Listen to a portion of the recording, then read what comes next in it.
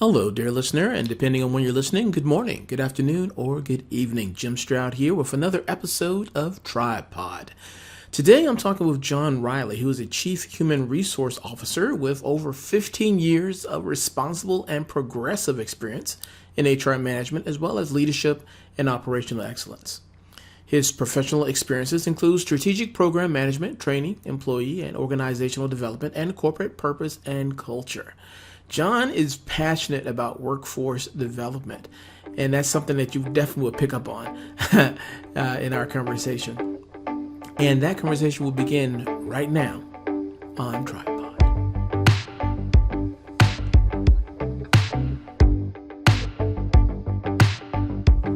You are listening to TribePod, a podcast series of interviews of interest to the HR community.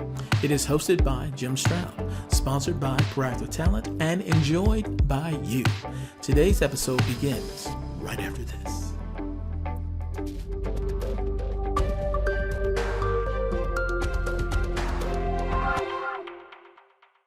Let's face it, we're in a whole new world now. We know that the reactive old way of hiring and the post and pray model is expensive, and it's getting more expensive every year. What employer brand does is it is a long-term strategy that will help you get better at hiring faster and at a higher quality. 75% of candidates will research a company before even applying, and 86% of candidates will not work for a company that has a bad or non-existent employer brand. Some of the many benefits of having an effective and strong employer brand include doubling the amount of applicants you get per job post, decreasing your cost per hire by 40%, improving employee retention by 60%, and overall just yield better Glassdoor reviews. We know that companies with stronger employer brands spend about 10% less overall for talent. Proactive Talent helps out clients with their employer brand by going in and working with them in several phases to learn more about the culture, the people, what are the important values to each and every employee, and then to share that story and refresh the employer brand or build it from the ground up. The benefits of having an effective employer brand is that you're going to be able to attract the talent that you really want to join your company. And not just people who would be simply applying for whatever requisitions you have out there. They generally love your message, love your culture, and are there to be with you for the long haul. For more information on Proactive Talent, visit them online at proactivetalent.com or click the link in the podcast description. Hello, and depending on when you're listening to this podcast, good morning, good afternoon, or good evening. It's time for another exciting episode of TribePod. I'm your host, Jim Stroud, and with me today is a very special guest. Special guest, tell us, who are you and what do you do? Yeah, absolutely, Jim. Thank you for having me on the show today. My name's John Riley, and I am a Chief Human Resource Officer in community banking. Been in human resources for about a little over 13 years now. And mainly my biggest focus is right now, Jim, is on leadership development and just taking this new workforce to the next level. Everybody knows how quickly things are changing, and we all want to be a part of that. And so that's kind of what we're focusing on right now. I can dig it. You know, I've heard that, heard it said that bad leadership is a curse. Yes. Yes. Yeah. Yeah. You know, leadership is a character trait, Jim, that I've heard said, not everybody is a leader. Not every manager is a leader, and not every leader is a manager. And so, you're absolutely right on that. Speaking of that, what do you think is one of the greatest core values an HR leader should possess to be effective, you think? Yeah, some of the biggest core values, I think, Jim, is probably kindness. Kindness, really? Yeah, my mom used to always tell me, Jim, when I was growing up, she said, John, no matter what you do, no matter what you decide you want to do in life, always make sure you do it with kindness. Leading with kindness, I believe, is one of the most important character traits that a leader can have. And when I start doing leadership development, especially with managers, with new managers especially, kindness is the very first thing that I touch on. I'm very much a people person. I go around the office, I'm high-fiving, I'm talking to people. Hey, how was your day? How was your kids? And a lot of people mistake kindness for weakness. Sure. But being kind is something that takes a lot of self-awareness.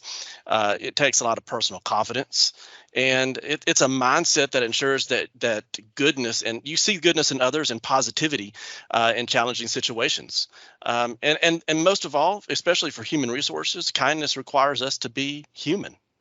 And that to me, if you can start with kindness, then every other leadership characteristic and trait and core value that you need to possess to be successful is going to fall right in place. Very interesting. Very interesting. It reminds me, I don't know why, but it reminds me of a movie quote where someone asked the question, is it better to be loved or feared? And as far as being a leader. And the person he was asking was a mobster, so the answer was to be feared.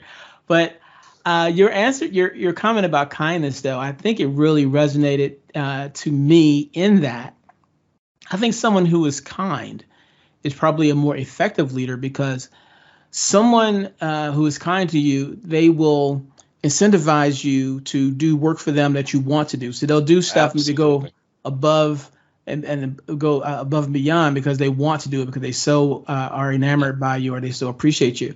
Whereas someone, rather a leader who promotes fear, I think the people do just enough to stay under the radar, to keep away from their wrath.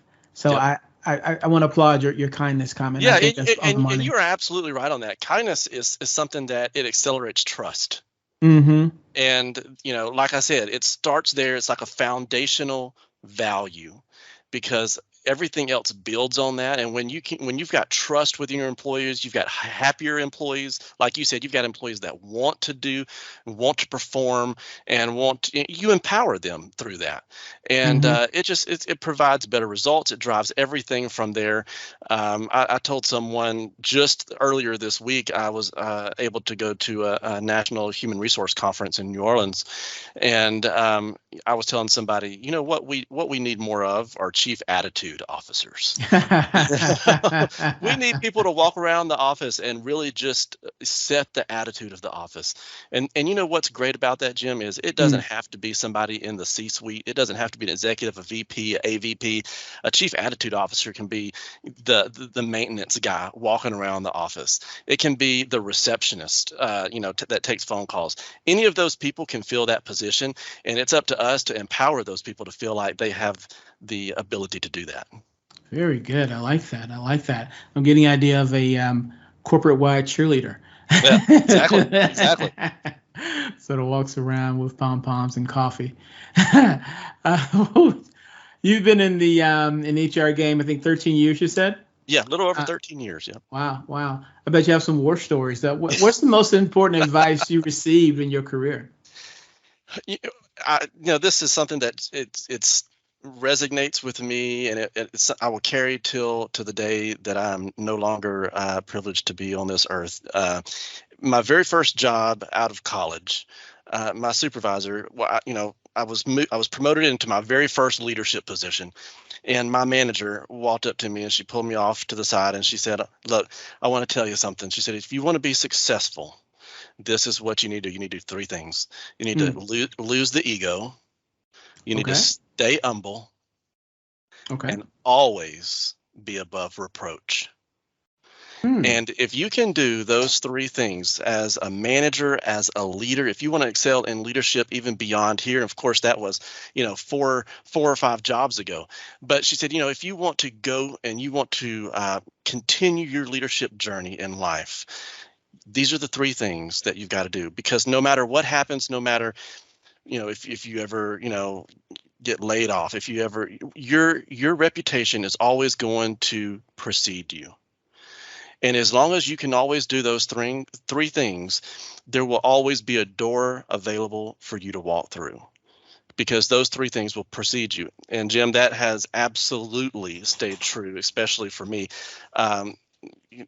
Everybody went through, changes during COVID back in 2020, and I had a great position for, a huge healthcare network as a HR manager. And of course, I was not the most senior person, and that was at the time when everybody, employees were doing layoffs, and I got laid off, and it was the first time since I was 16 years old that I had ever been without a job. I've had a job since high school, and went from one job to the other, all the way through college, out of college, all the way up to just a few years ago. And when I was looking for a job, I had people telling me, "Hey, you're not going to have a hard time finding a job because, this is the kind of person you are, and this is the kind of person that employers are looking for." And it absolutely was true, Jim. And I definitely had a door open for me, and I believe it was because of those things. I like that. It reminds me too of how people conducted themselves during the pandemic. You really saw what people were made of. Yeah, absolutely. Definitely saw their character.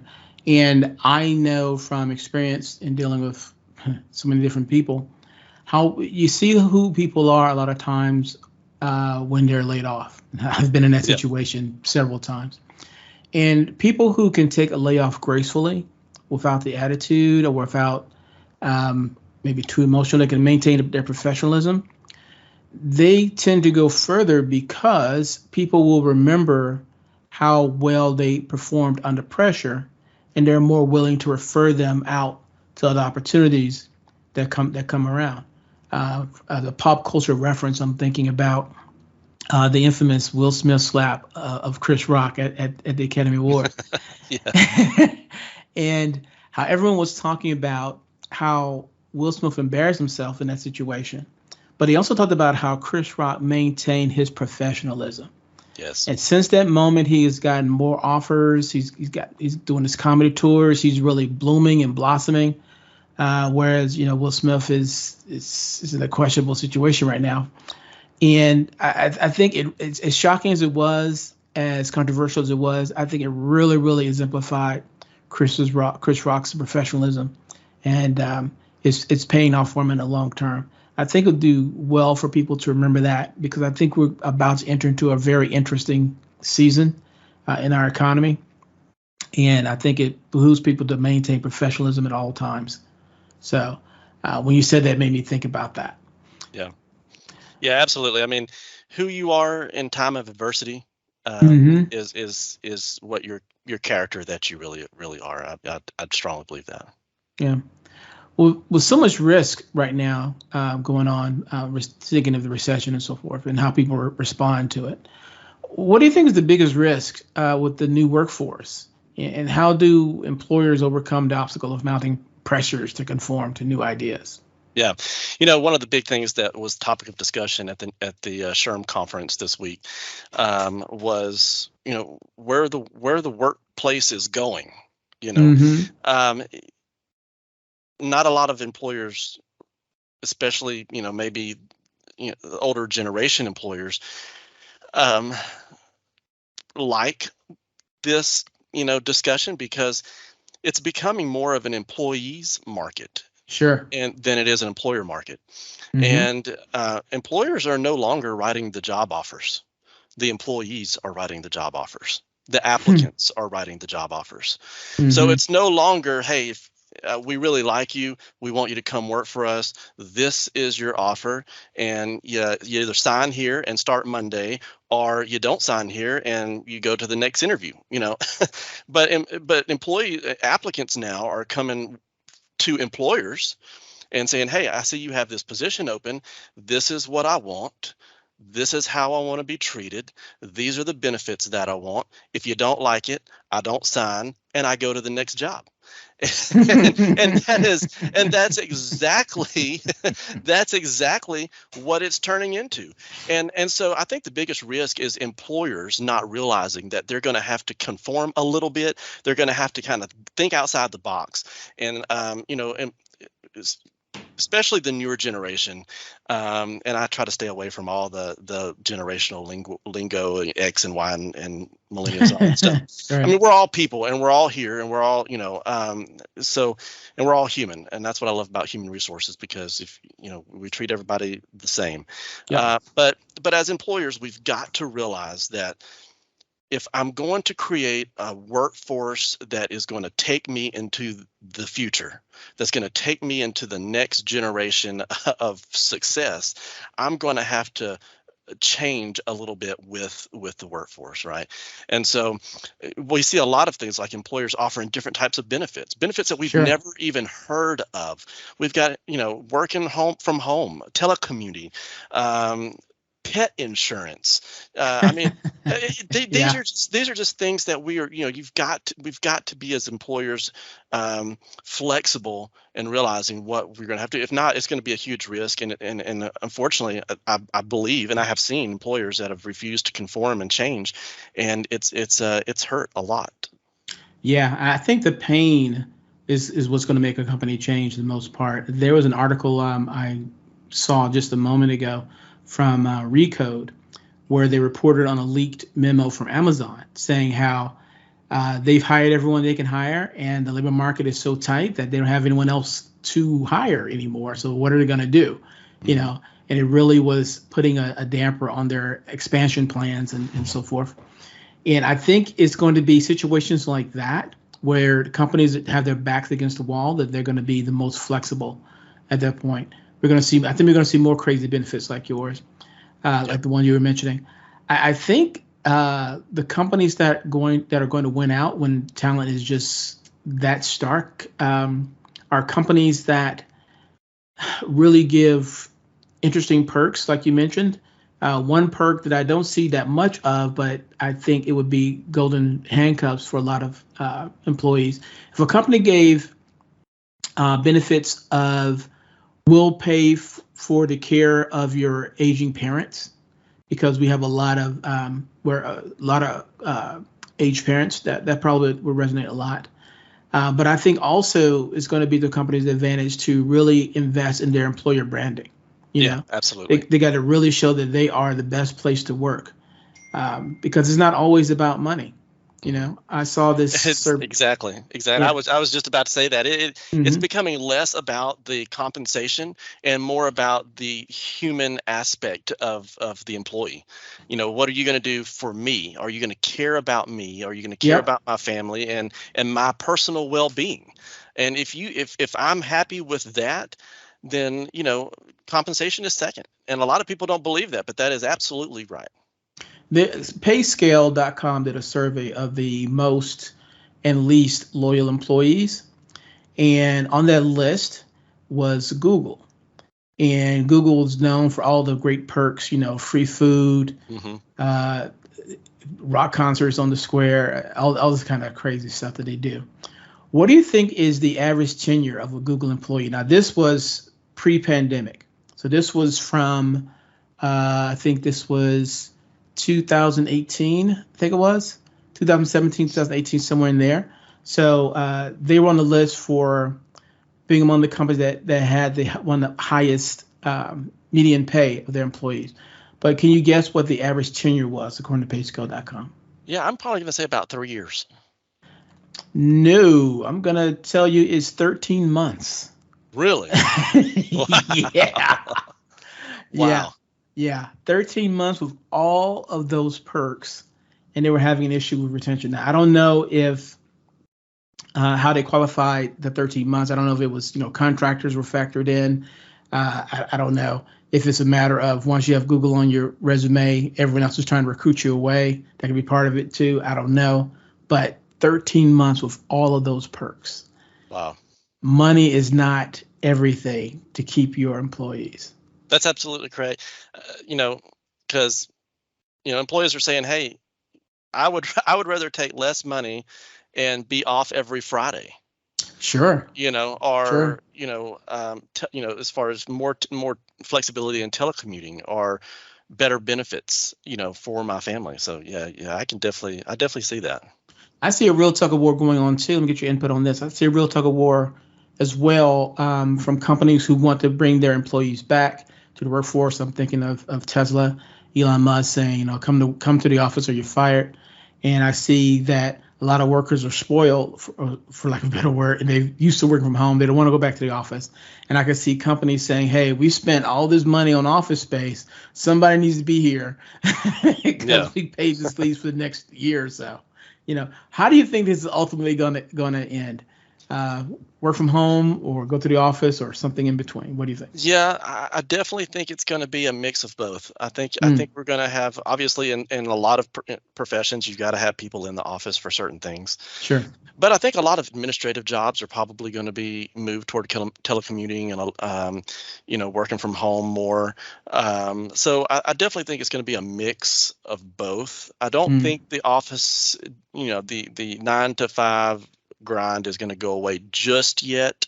And now as technology increases and gets better and we're able to do more remotely, we've already seen just in the last 2 years, before 2020, who heard of Zoom? I had never heard. Colleges and schools and universities were using it, but your average everyday Joe had never heard of Zoom before. So just in the last 2 years, we have taken technology and we've increased leaps and bounds now, and we're doing things as part of the workforce that we've never done. I never thought I would be doing interviews over video conference. So I definitely think that that's going to continue to increase and it's going to continue to progress. And as it does, I think we're going to see more of a shift. But I don't think the office is quite done yet. But I definitely think we're going to see a big shift in certain types of positions moving toward remote work. How do you think the trend of the Great Resignation, potential recession, crazy gas prices, how does all of that factor in, you think? That's all going to come back to that human aspect and culture that you're building around your employment. It's definitely, recession and all of that is lingering in the back of everybody's mind. Gas prices, of course, is affecting everybody's pocket. And, the Great Resignation is this term that, obviously has blown up and has been on every magazine cover in the last 6 months. But, I think as employers, it goes back to that we're just going to have to adjust and we're going to have to make every decision that employers are going to be making is going to have to take the employee in mind. And, it is making this decision for my company. How is it going to affect, the employee? That's not a question, unfortunately, that had always been asked. Employers were very performance-based, very, where's the ROI? Show me what we're doing to move forward, and less about how is the decisions that I'm making? How are the decisions that I'm making affecting the employee, and helping them to stick around and help us get there. So I believe that's unfortunately that's something that is on everybody's mind, and I think it's going to come down to those that are around the table saying, okay, let's look at every decision we're making and how it's affecting those people that keep the wheel greased around here. You said something very interesting there. You said the word table. Thinking about how if you were to ask a CEO or anyone in C-suite what's the most valuable resource, they always say, our people are our most valuable resource. Without our people, we're nothing. Yet HR, and more often, HR in more cases than not, does not have a seat at the proverbial table. They're not there when a lot of decisions are made. They're just sort of decisions just sort of roll down on top of them, and they have to deal with it. Why do you think HR overall? It may not be the case in every company, but certainly in a lot of companies, HR doesn't have a seat at the table. Why do you think that is? Well, that's a great question. And it's a question that I promise you every person in human resources ask, because unfortunately now, not in my current position, I'm privileged to have a seat at the table, and I think we are making strides to include human resources in those executive decisions. But not every company is privileged to be in that situation, and it goes back to that old mindset, that old train of thought of those that are around the table are more focused about where the company is going, right? Where profitability, return on investment, big picture. And so it's easier to sit there and say, oh, the employees are our most valuable asset, Jim. But really, are they? And show me how they are the most valuable asset. And I did a training not too long ago, and I did some research in this, and I found out that, and this is staggering statistic, 88% of C-suite executives cannot explain their company culture. Wow. And so wow, that's staggering. You walk up to the CFO and you say, tell me what it's like to work here. Right? Give me that 30-second elevator pitch. And 88% of C-suite executives said, I don't know. I can't tell you what our culture is.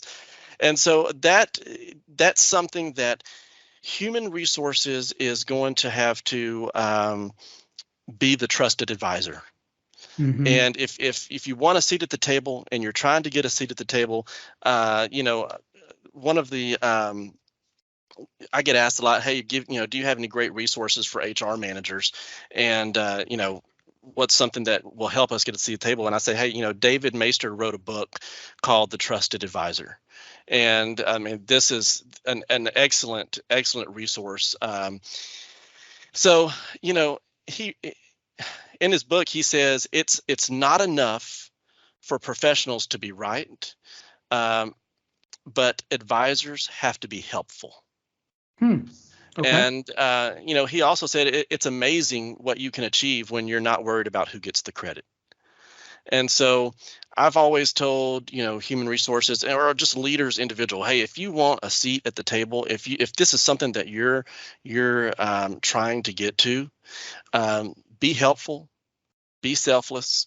Because once you can achieve those two things, when you can be selfless and you can be helpful, that's when somebody starts pulling out the seat for you, because they know that you're not there for you. They know you're there for the bigger picture.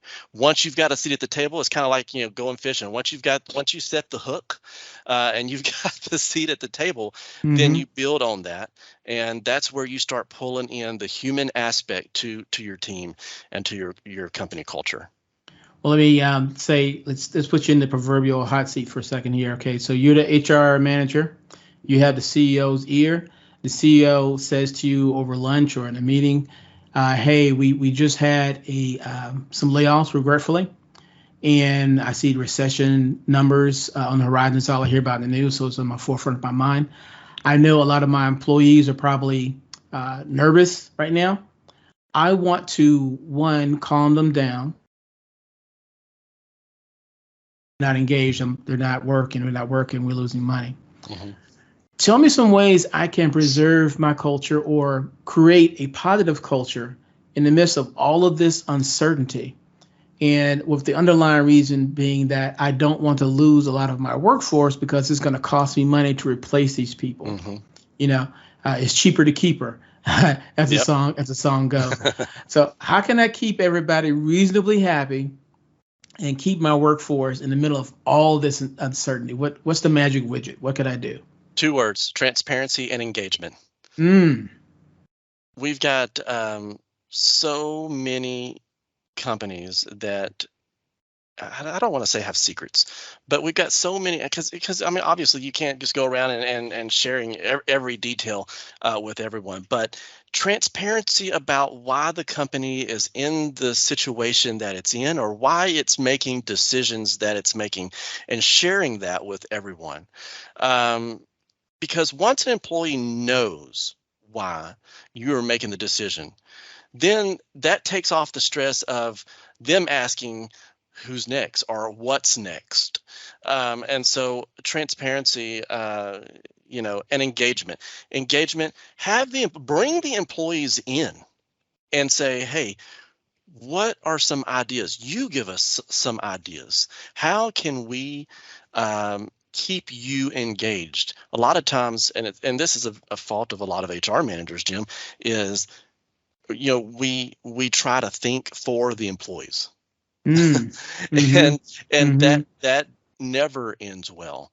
I mean, it's like shooting an arrow in the dark, because you think you know what the employees want, you think you know what the culture is, and you think you know how to keep everybody engaged. When really you're just guessing, and somebody I read something not too long ago that said, if you're the one making all the decisions for everyone, then you're never going to have a decision that's better than your own. And so, we've got to keep the employees engaged, and that's not sending out employee engagement forms, and that's not doing surveys and you say, okay, 1 through 5, how do you feel the employee cares about? No, that's not what I'm talking about. I'm talking about sitting down with the employees one-on-one and saying, give me some ideas. I'm giving you an opportunity to share with me what you're thinking, right? How do I help you?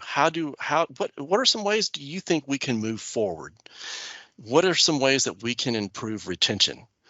And I promise you, once you start getting engaged with the employees, you're going to come out with tons of data to help you move forward. I like that. It reminds me of something I read. I don't remember the company, but they had a really high retention rate. It was a smaller company, smaller being under 500 employees, but this is something that the CEO and the managers all do in the company, and they had like a really strong retention rate because of it. They would schedule 2 meetings, or at least 1 meeting, and they would have one-on-ones, and they would say, okay, in this meeting, I'm going to listen to what you have to say. If you want to complain, if you want to give praise, if you want to cry, whatever the case may be, I am your, de facto therapist today. Tell me what you want to tell me about the company. Hopefully it's something good, right? Yeah. And so they sit there and they listen for like 10 minutes, assuming that the employee has something to say. And then when they finish, the employee finishes saying, he says, okay, thank you for that. I'm not going to respond to what you said. I'm going to take notes on what you said. I'm going to go back to the bat cave and think about it. And then I'm going to come back later in a more open setting and say, hey, I've listened one-on-one to all of you people and all of your comments, taken into advisement. This is what we're going to do. Even if that manager or CEO, whoever, says something that nobody likes, they're able to accept it more because they know that they listened. Yes. Even if they don't agree with the decision and even if they're mad about it, it only goes so far because they say, well, at least the guy listened to me. Mm-hmm. At least I was able to vent to him.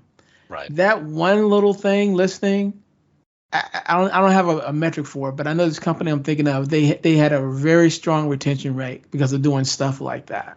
Mm-hmm. So it doesn't cost a lot of money. It takes a little bit of patience. Exactly. And you said something very important there too, Jim. I want to please bounce off of. You Yeah. said, managers have that. They do that. They say, this is what we're going to do. I just want to bounce off that and say, if you're a leader or an executive or whatever you are, supervisor, if you say you're going to do something, follow through. That is very, very important. Always follow through. That's, follow through is another one of the key components in the core values that I teach new and upcoming managers. If you do what you say and say what you do, and if you have to say, hey, this is what we're going to do, and you have to give yourself a time frame to hold yourself accountable, then do that. But the worst thing that you can do to lose credibility with your team is to say, hey, this is what we're going to do, and then never do it. Because then you will stop getting the feedback that you've begged for the last 9 months, telling people, hey, we want your feedback. We want better communication. We want this. We want this. We care for you. And then you get all of that feedback, right? You've convinced the employees. You finally convinced the employees to sit down with you and give you all of this data and give you all of this information. You say, this is amazing data. This is great data. This is what we're going to do. And then you don't do it. The next time you sit down with your employees, they're not going to tell you anything.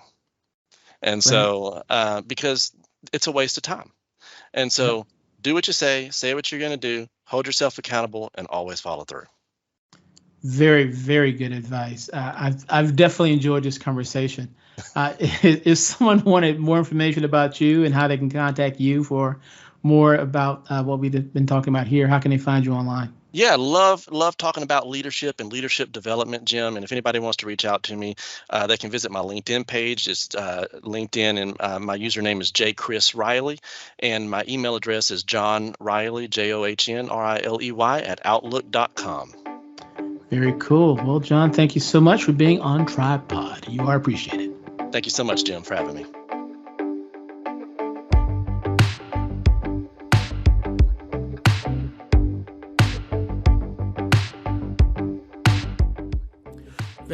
Thank you 1,000 times. Thank you for listening and subscribing to our podcast. If you have any questions, comments, or suggestions, please send them to us. You can reach us at TribePod, that's TRIBEPOD, @proactivetalent.com. We look forward to hearing from you.